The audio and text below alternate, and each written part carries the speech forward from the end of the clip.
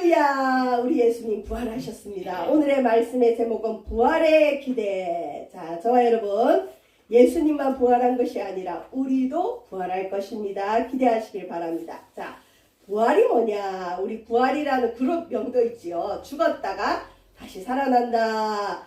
기독교적인 부활은 무엇이냐? 예수님께서 우리의 죄를 위해 십자가에 달려 못 박혀 죽으셨습니다. 완전히 죽으셨어요. 이 옆구리에 창을 찔렀더니 물이 쏟아질 정도로 완전히 죽으셨어요. 그리고 무덤에 실제로 장사 지낸 바 되었다가 장례를 치렀어요. 그리고 3일 만에 다시 살아나셨다. 그래서 우리 기독교는 예수님 부활하심을 증거하는 공동체입니다. 자, 그런데 인류 역사에 또 성경에 죽었다가 다시 살아난 분이 예수님 한 분만은 아니에요. 나사로가 죽었다가 살아났고 나인성 과부의 아들이 살아났고 종종 우리 매스컴을 통해서 또 제가 아는 분도 죽었는데 이 관에서 살아나신 분이 있어요. 근데 그분들은 부활이라고 하지 않아요. 그분들은 그냥 소생, 다시 한 번 더 살아났다. 그럼 예수님의 부활과 그분들의 소생은 뭐가 다를까요? 그분들 죽은 나사로가 살아났어요. 근데 나사로는 다시 죽었어요. 그래서 그걸 부활이라 하지 않고 그냥 소생. 예수님은 죽었다가 다시 살아나셔서 다시 죽음을 보지 않고 부활의 첫 열매로 제자들이 보는 눈앞에서 하늘로 올라가셨어요. 그래서 부활의 첫 열매로 다시 죽음을 보지 않고 승천하셨기 때문에 인류 역사상 부활하신 분은 아직까지는 예수님 한 분밖에 없습니다. 근데 이 부활을 우리에게도 주님이 주실 것입니다. 자, 우리는 이 나이가 들어갈수록 가까운 사람들의 죽음을 맞이할 수밖에 없어요. 나이가 들면 들수록 더 많이 이 가까운 사람들을 잃어가죠. 자, 그런데 가까운 가족이나 지인의 죽음은 굉장한 스트레스예요. 특별히 배우자의 죽음은 인생이 겪을 수 있는 최고의 스트레스 수치니까 잘 관리를 해야 됩니다. 그런데 보통 이런 죽음을 맞이하면 소멸로 다가요. 없어졌잖아요. 어제까지 같이 숨쉬고 밥을 먹고 대화하고 놀러가고 전화하던 사람이 지금은 이제 볼 수가 없고 들을 수가 없고 만질 수가 없어요. 그래서 소멸했다, 없어졌다, 소멸이에요, 소멸. 그래서 이 죽음을 깊이 생각하면 허무주의에 빠질 수 있어요. 우리만 그러냐? 초대교회 성도들도 그랬어요. 죽은 자가 다시 살아나지 못한다면, 부활이 없다면 내일 죽을 터이니 먹고 마시자 하리라. 이것이 미래가 없는 사람들이 살아가는 태도예요. 야, 세상 뭐 있냐? 사라지면 끝인데 있는 동안 잘 먹자, 잘 마시자, 잘 살자, 잘 놀자. 내일은 몰라. 우리가 확신할 수 있는 게 없어. 지금 살아가는 게 다니까 우리 내일을 모르니까 먹고 마시자. 고린도 교회 성도들 중에도 부활을 믿는 사람도 있었지만 부활이 어디 있어? 무슨 죽은 자가 다시 살아나? 죽으면 끝이야. 그런 사람들이 있었어요. 그런 사람들은 교회 안에서도 야 우리 언제 죽을지 모르니 열심히 놀자. 먹고 마시자. 이런 죄는 괜찮아. 그렇게 살아갔죠. 자, 부활의 몸이 있는데 특별히 이제 살아가는 분의 임종을 맛보고 요즘은 매장보다 화장을 많이 하죠. 매장도 좀 충격적인데 요즘은 화구를 안 보여줘서 좋은데 화장할 때 충격은 참 크죠. 아니 저렇게 몸이 다 흙이 되고 뼈가루가 되는데 저 몸이 부활한다고? 그러면 우리 가족이 아팠을 때 그 아픈 몸으로 다시 살아나나? 지금 나이가 70인데 저 70으로 다시 살아나나? 아니면 어릴 때 나이로 살아나나? 많은 성도들이 굉장히 궁금해해요. 성도들이 더 궁금해해요. 근데 성경에 고린도서 15장이 부활장이라 그래요. 여러분 부활에 대해서 궁금하신 분은 고린도전서 15장을 꼭 읽어보세요. 다 나와 있어요. 다 나와 있어요. 부활의 몸이 죽었을 때 여러분 사랑하는 가족이나 지인이나 친구 떠나보냈죠. 그럼 그 아픈 몸을 가지고 그대로 태어날까요? 아니죠. 그래서 고린도 교인들도 뭐라고 생각했느냐? 누가 묻기를 교회 안에서 물어요. 서로. 야, 죽은 자가 어떻게 다시 살아나지? 예수님은 부활했다는데, 그리고 사도 바울이 늘 얘기하는데 우리도 다시 살아난다는데, 아니 그러면 얼마 전에 죽은 우리 친구는 큰 병을 앓다가 죽었는데 그러면 그 아픈 몸을 가지고 다시 살아나? 아니면 어린아이 모습으로 살아나? 무엇으로 살아난다는 거지? 어떠한 몸으로 살아난다는 거지?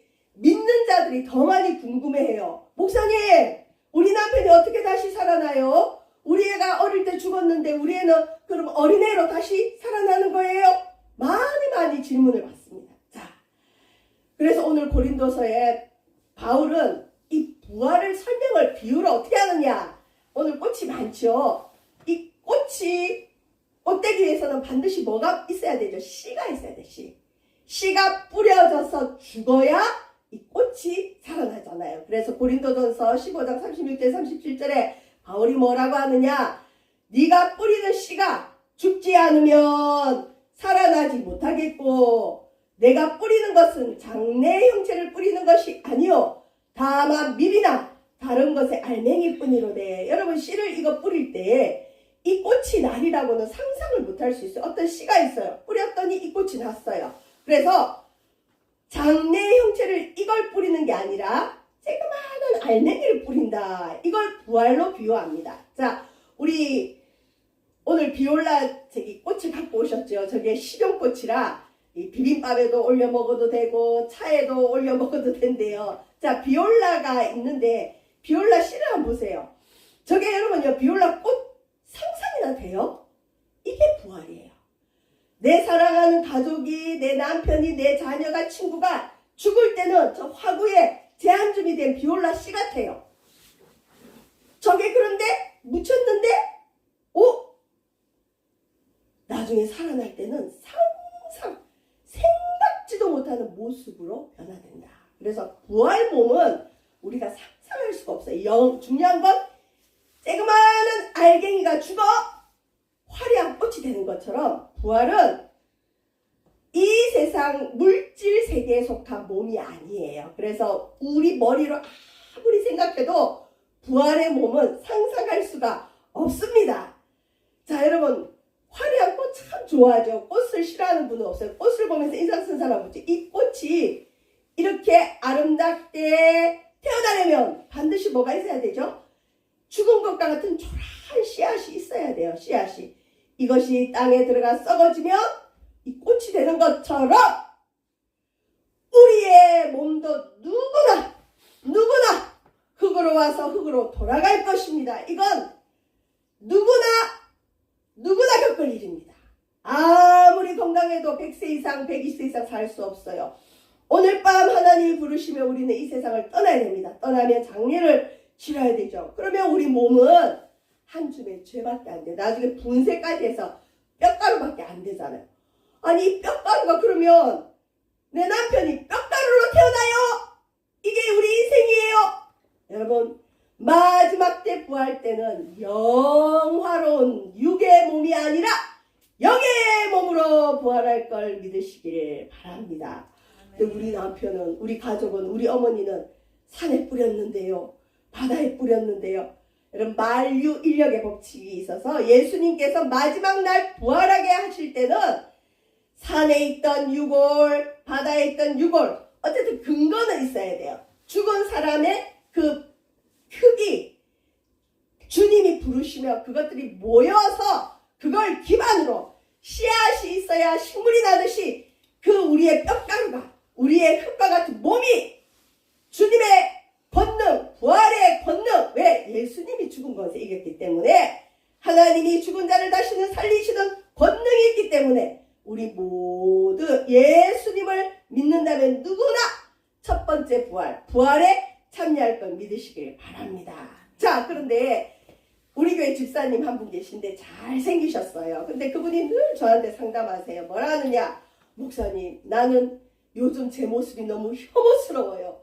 저분이 젊었을 때 잘생기셔서 저러나. 제가 볼 때는 평범하신데 본인이 젊었을 때 굉장히 잘생겼다고 생각하나 봐요. 근데 지금 자기가 나이가 들어가는 이 몰골을 보기가 싫대요. 추해서 보기가 싫대요. 날마다 거울 보면 조금씩 늙어가는 자기 모습, 주름이 생기는 자기 얼굴, 또 자기 어머니, 아버지가 노화하셔서 돌아가실 때 그 추한 모습을 생각하니, 야, 저렇게 죽기 전에 그냥 자살해버렸으면 좋겠다. 지금 좀 모습 괜찮을 때 자살해버리면 이 모습 이대로 부활하지 않을까요? 택도 없는 소리 하고 계시죠? 여러분, 어느 모습으로 부활할까요? 저 연세 드셔서 돌아가셨다고 연세 드신 모습으로 부활할까요? 어떤 분은 그래요. 제일 아름다운 청춘의 때, 20대 때 모습으로 아마 부활할 거다. 어린아이 모습으로 부활할까요? 이게 아니에요. 이게 아니에요. 이건 육의 몸이에요. 아무리 예뻐도 썩어지는 육의 몸, 육의 몸, 육의 몸, 육의 몸으로 부활하지 않습니다. 우리의 부활은 부활체, 완전히 소재가 틀립니다. 영의 몸으로 부활합니다. 자, 이 주변은 불교, 오리지널 모태 불교인들이 굉장히 많으세요. 그래서 불교 대학도 다니시고 불교 공부를 집에서 늘 하시는 제가 할머니 한 분을 전도하고 있는데, 그 할머니는 철저하게 불교를 믿기 때문에 윤회 사상을 믿어요. 윤회는 49제 하면서 7일을 7번 해서 49일째 새로운 존재로 다시 태어난다 해서 여러분 49제 드리잖아요. 그러니까 우리 기독교인은 49제하고 안 맞아요. 그 할머니는, 그래서 할머니 윤회를 믿으세요? 믿는데요. 뭘로 태어나고 싶으세요? 그랬더니 목사님 나는요 동물도 싫고요, 왕도 싫고요, 공주도 싫고요. 나는 청초한 소나무로 태어나고 싶어요. 그래요. 가만히 들어보고 소나무랑 이미지가 비슷해요. 소나무 좋죠. 그때 제가 뭐 할 말이 없는 거예요. 소나무로 다시 태어나고 싶으시군요. 자기는 소나무로 태어날 걸 기도하고 있대요. 근데 제가 딱 붙들고 물어봤죠. 근데 할머니 있잖아요. 지금 이상기온이 너무 많이 일어나잖아요. 미래 과학자들이 신이 지구를 심판하지 않아도 지구는 환경 오염으로 스스로 자멸할 거라 그랬어요. 그리고 지금 오존층이 파괴돼서 너무 뜨겁잖아요. 그리고 지금 핵무기 한두 개만 터뜨리면 지구는 불바다가 돼버려요. 그러면 소나무는 어떻게 되죠? 그 할머니가 가만히 있더니 씩 웃어요. 불타 없어지죠. 그래요. 그래서 아니 그러면 이때까지 잘 사시다가 죽어서 소나무 됐다가 불에 타서 죽고 싶어요? 이 지구에서 또 살고 싶어요? 그랬더니 더 이상 할 말이 없으신 거예요. 자, 여러분, 이처럼 윤회는 허무한 겁니다. 이 땅에 살아 다시 태어나면 뭐 할 거예요? 이 지구는 미래 과학자들이 정확히 예측했어요. 신이 심판하지 않아도 이 지구는 반드시 불타 없어집니다. 그럴 수밖에 없어요. 너무 많이 파괴되어 있습니다. 자, 우리 부활절 때마다 계란을 먹죠. 계란 안에 노른자 보면 이 계란 노른자에서 뿅아리 같은 눈이 보여요. 뿅아리 이 주둥이가 보여요. 뿅아리 털이 보여요. 안 보여요. 계란을 봐서 뿅아리를 안 보여준 상태에서 뿅아리를 상상해보라면 할 수가 없어요. 여러분, 부활이 이겁니다. 내가 어떤 몸으로 부활하나요? 내 남편이 어떤 몸으로 부활하나요? 알 수 없는데 가장 영화로운 모습, 가장 아름다운 모습, 상상을 초월하는 부활체, 육의 몸이 아니라, 썩어지는 육의 몸이 아니라 영화로운 하늘의 몸, 신령한 몸, 영의 몸으로 태어납니다. 그래서 부활주일날 먹는 계란이 의미가 있죠. 전혀 다른 모습으로 부활하는 겁니다. 그래서 이제 마치겠습니다. 여러분, 우리는 반드시 예수님을 잘 믿는다면 예수 죽음 내 죽음, 예수 부활 내 부활을 믿는 자는 본인도 반드시 부활할 걸 믿어야 돼요. 잘못하면 영원한 영벌 지옥불에 떨어지지만 예수님을 잘 믿고 주를 위해 살고 주를 위해 죽는 자는 반드시 주님이 마지막 날 다시 살리십니다. 그런데 어떻게 살리시느냐? 육의 몸이 아니에요. 육의 몸도 다양해요. 인간의 몸이 다르고 짐승의 몸이 다르고 여러분 식물의 또 몸도 다르죠. 이것처럼 영의 몸도 다 다릅니다. 먼저 가신 우리 권사님들, 장로님들, 목사님들의 몸들이 어떤 몸으로 부활할지 우리는 모르지만 주님이 이 세상에 우리를 보내실 때 각자 다른 모습으로 다 주셨잖아요. 다 달라요. 그래서 육의 몸이 다 달라요. 이와 마찬가지로 천국에서 나중에 부활해서 우리 보면 우리 영의 몸도 다 다르지만 서로 알아볼 수 있습니다. 야, 당신은 이 몸으로 태어났군요. 당신이 이렇게 부활했군요. 여러분, 부활의 몸은 완전히 다른 모습입니다. 그래서 이 땅에 병으로 돌아가셨다 할지라도 그 병든 모습 그대로 부활하는 거 아닙니다.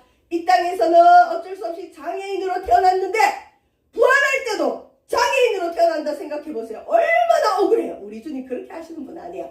씨가 썩어져서 이렇게 아름다운 꽃을 내듯이 우리 육의 몸은 흙으로 만들어졌지만 부활의 몸은 너무나 아름답고 너무나 영광스러운 몸으로 다시 살아나서 우리는 영생할 걸 주님의 이름으로 확신하시길 바랍니다. 한번 상상해 보세요. 여러분 먼저 가신 여러분 부모님, 여러분 친구들, 여러분 가족, 아플 때 죽을 때 그 임종시의 모습. 그런데 예수님 믿고 돌아가셨다면 마지막 날 부활할 텐데 어떤 모습으로 부활할까요? 나의 지금 몸이 있어요. 하루하루 늙어가죠. 우리는 하루하루 죽음을 향해 가고 있습니다. 노화하고 있어요. 나는 또 어떤 몸으로 부활할까요? 혹시 지금 내가 가지고 있는 육체의 몸이 마음에 안 드는 분은 하나님께 미리 견적을 올려드리세요. 하나님, 왜 이 땅의 육의 몸은 이걸로 주셨어요? 나 영의 몸으로, 부활의 몸으로 나 부활할 때는 견적을 좀 다르게 해주세요. 나 이런 모습, 이렇게 좋은 모습, 이 땅에서 못 가져본 최고의 아름다운 모습으로 해주세요. 그렇게 한번 주님께 기도하셔도 돼요. 상상할 수 없지만 이 꽃들이 얼마나 아름다워요. 이 꽃보다 더 아름다운 게 우리 인간이에요. 저와 여러분입니다. 우리는 꽃보다 훨씬 아름답습니다. 저와 여러분, 이제 누가 물으면 여러분은 당당히 성경의 근거에서 말씀하실 수 있어야 됩니다. 야, 기독교인들은 부활 믿는다며 너도 부활한다고? 너 어떤 몸으로 부활하냐? 너 지금 키가 작은데 이렇게 작게 부활하냐? 너 지금 키 큰데 크게 부활하냐? 황인종은 황인종으로 부활하냐? 흑인종으로 부활하냐? 백인종으로 부활하냐? 야, 이 짱눈으로 부활하냐? 팔이 하나 없는데 팔이 없는 걸로 부활하냐? 아니야. 육의 몸은 완전히 땅에 씨가 묻히듯이 묻혀요. 근데 우리 주님이 그 육의 몸을 가지시고 그가 이 땅에서 주를 위해 살았던 세월만큼 주를 위한 한 헌신을 가지고 주님을 사랑한 그 모습을 보고 주님을 뜨겁게 사랑하고 주의 일을 많이 하고 주님만 아는 그 선한 일을 많이 한 사람은 아름다운 부활의 몸으로 만들어 주실 거예요. 근데 겨우 구원만 받았어요. 죽기 전에 숨 홀딱 할 때 겨우 예수님만 영접했어요. 그걸 성경에는 부끄러운 구원, 불가운데 받는 구원이라 그래요. 겨우 구원만 받은 사람은 우리가 흔히 비유로 그러죠. 야, 천국에 너는 집도 없대. 너 천국에 노숙자지. 여러분, 천국에는 우리 집이 있어요. 그 집은 이거는 좀 세속적인데 지금도 아파트 때문에 다들 머리 아프죠. 근데 천국도 여러분 주를 위해 일한 만큼 집이 달라요. 똑같이 하나예요. 천국은 철저한, 죄송한데 계급사회예요. 이 땅에서 주를 위해 많이 헌신한 사람은 상급을 받고 주님과 같이 왕노를 해요. 근데 이 땅에 예수님은 믿지만 한 발은 교회, 한 발은 세상 사람인지 성도인지 알 수 없게 아리까리 자기 마음대로 살아요. 자기가 원할 때는 주여 그랬다가 자기가 싫으면 나요 그랬다가 그런 사람은 천국 가면 죄송합니다. 집이 없을 수도 있어요. 노숙자도 있어요. 그리고 이 땅에서 주를 위해 많이 일하고 주를 위해 많이 헌신하고 사람 보고 하는 거 말고 주님만 보고 오른손이 하는 일 왼손이 모르게 주를 위해 일하면 면류관을 써요. 칭찬의 면류관, 상급에게 면류관, 의의 면류관, 사랑의 면류관. 또 여러분 우리가 전도한 사람들이 우리 면류관의 보석으로 바뀌는데 상급이 달라요. 면류관이 달라요. 이 땅에도 계급이 있듯이 천국에는 철저하게 주를 위해 산 사람이 달라요. 근데 주를 위해서 한 일이 없는 사람은 옷도 허름할 수 있고 어떤 분이 그러잖아요. 면류관 못 쓰면 개털 모자.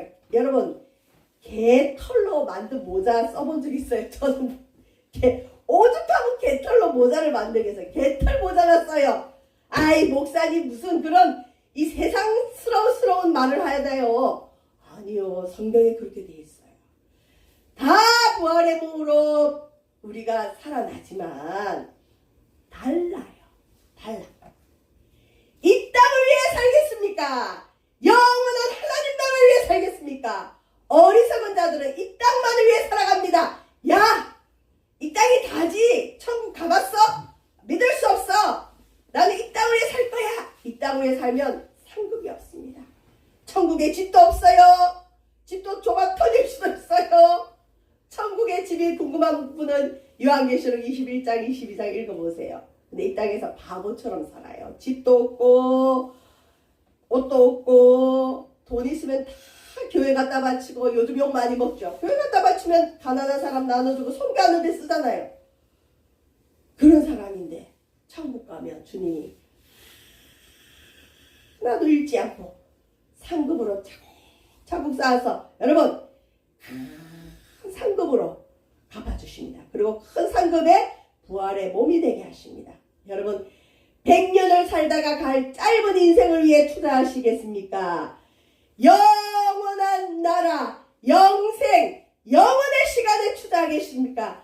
결단하세요. 어리석은 자가 되지 말고 지혜로운 자가 되어서 하나님을 위해 살고 천국을 위해 살고 영원한 나라를 위해 사시길 바랍니다.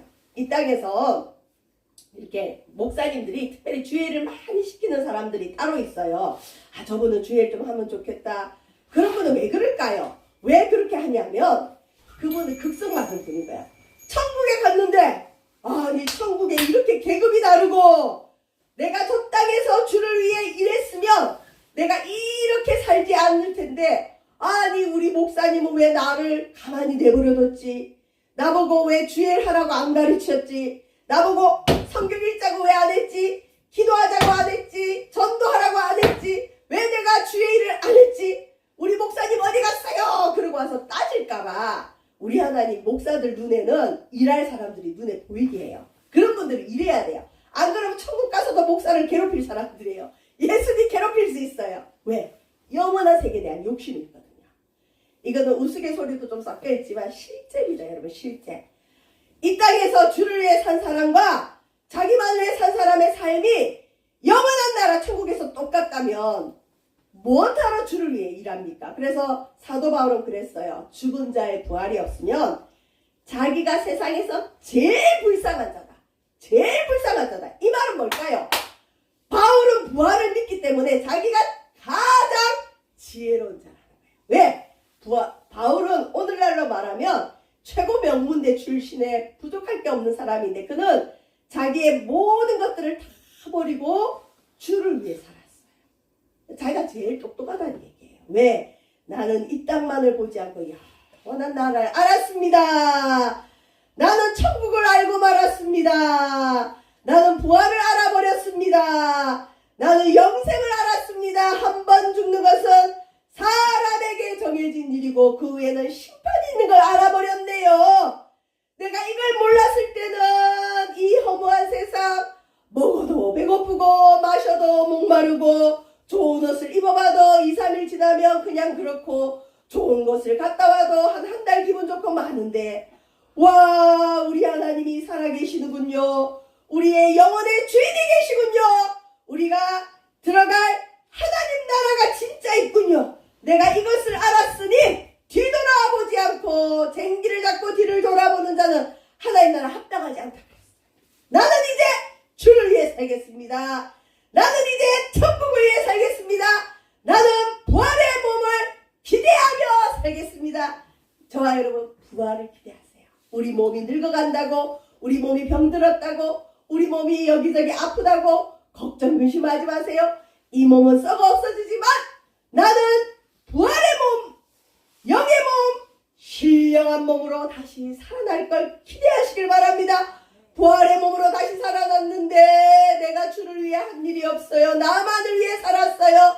내 자식만을 위해 살았어요. 내 육체만을 위해 살았어요. 아이고 나는 망한 인생이다. 내가 좀 더 일찍 주를 알았더라면 영원한 생명을 알았더라면 내가 오늘 있다가 없어지는 안개인 줄 알았더라면 오늘 밤 하나님이 나를 이 세상 부르신다면 내가 천국에 갈 걸 확신하고 있었더라면 내가 이렇게 어리석게 살지 않았을 터인데 내가 왜 하나님을 위해서 하나도 일하지 않고 나만을 위해서 일하고 세상을 위해 일하고 썩어질 몸을 위해 살아 살았던가? 왜 우리 자녀에게 하나님을 알려주지 않아서 내 자녀는 부활에 참여도 못하게 내가 만들고 있는가? 그렇게 땅을 치며 후회할 날이 올 겁니다. 그럴 때 또 제일 원망스러운 사람이 누굴까요? 하나님 원망하고 그 다음에 목사 원망해요. 왜 우리 목사님은 나를 안 가르쳤느냐? 우리 목사는 나쁜 목사다! 사꾼 목사다! 왜 내가 세상으로 달려가는데 나를 내버려 뒀을까? 여러분, 참 목자는 세상으로 가는 사람 그대로 두면 안 돼요. 어떻게든 주님께 가까이 데리고 와야 돼요. 우리가 살아갈 주소는 영원한 천국입니다. 여러분, 천국을 믿으시길 바랍니다. 천국이 있습니다. 천국만 있느냐? 지옥도 있습니다. 영생만 있느냐? 영벌이 있습니다. 하나님이 있습니다. 하나님이 살아계셔요. 하나님은 우리가 이 땅에서 행한 대로, 믿은 대로, 행한 대로, 심은 대로 갚으십니다. 많이 심는 자는 많이 거둘 것이고 심지 않은 자는 거둘 게 없습니다.